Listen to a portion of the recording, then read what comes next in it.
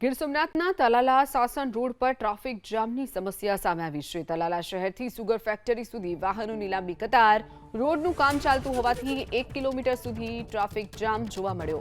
Traffic જામના કારણે વાહન ચાલકો અટવાયા હતા।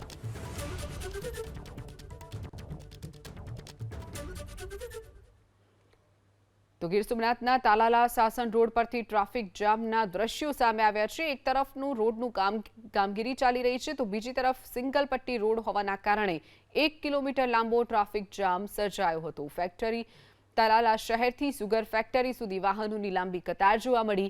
રોડનું કામ ચાલતું હોવાથી 1 કિલોમીટર લાંબો ટ્રાફિક જામના કારણે અનેક વાહન ચાલકો અટવાયા હતા।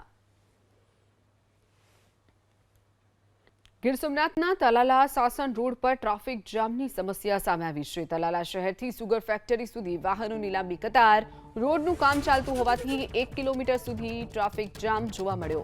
ટ્રાફિક જામના કારણે વાહન ચાલકો અટવાયા હતા। બ્રાઝિલમાં ભયાનક વાવાઝોડાએ વર્તાવ્યું છે કહેર। ટોર્નેડો વાવાઝોડાના કારણે બ્રાઝિલમાં 6 લોકોના અત્યાર સુધીમાં મોત નિપજ્યા છે, જ્યારે 750 જેટલા લોકો ઘાયલ થયા છે।